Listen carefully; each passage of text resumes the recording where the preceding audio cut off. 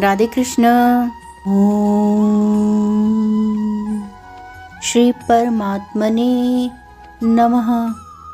अध्याय 2 श्लोक 48। योगस्थः कुरु कर्माणि संगं त्यक्त्वा धनंजय सिद्धये असिद्धयोः समो भूत्वा समत्वम योग उच्यते। हे अर्जुन, जय अथवा पराजय की समस्त आसक्ति त्याग कर समभाव से अपना कर्म करो। ऐसी समता योग कहलाती है। तात्पर्य, समत्वम योग उच्यते। श्री कृष्ण यहाँ बताते हैं कि योग क्या है। समत्वम ही योग है, यानी समता ही योग है।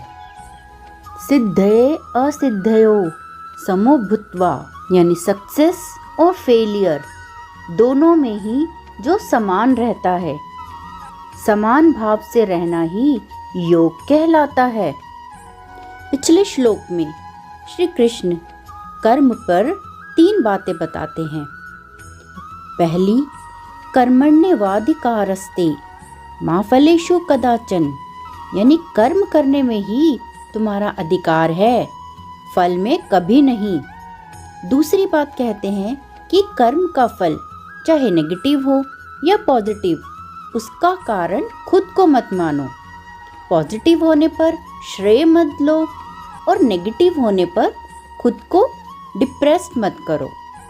तीसरा, ये सोचकर कर्म मत छोड़ दो कि कर्म का फल तो दुखदाई है, ये कर्म करने से कष्ट ही होगा। इस श्लोक में श्री कृष्ण कहते हैं योगस्थः कुरु कर्माणि, यानी समभाव रहकर कर्म करो, यानी बिना किसी अपेक्षा के कर्म को अपना कर्तव्य जानकर, अपनी ड्यूटी जानकर करना चाहिए। जैसे एक डॉक्टर का काम है इलाज करना और दवाई देना।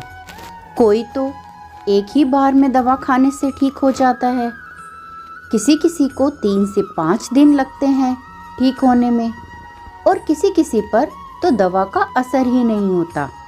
तो बात साफ है कि डॉक्टर के अधिकार में इलाज करना या दवा देना है, उसका रिजल्ट डॉक्टर के हाथ में नहीं है।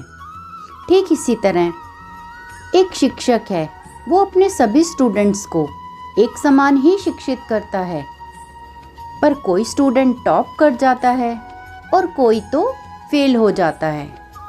तो इसीलिए श्री कृष्ण कहते हैं योगस्थः कुरु कर्माणि सिद्धयो असिद्धयो समो भूत्वा, यानी सक्सेस और फेलियर में एक समान भाव रखकर अपना कर्म करो। कर्म का फल क्या है, सक्सेस या फेलियर, वो तुम्हारे हाथ में नहीं है। तुम्हारे हाथ में केवल कर्म करना है।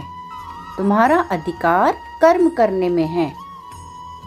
समभाव से कर्म करो, और ऐसी समता समभाव ही योग कहलाता है। राधे कृष्ण।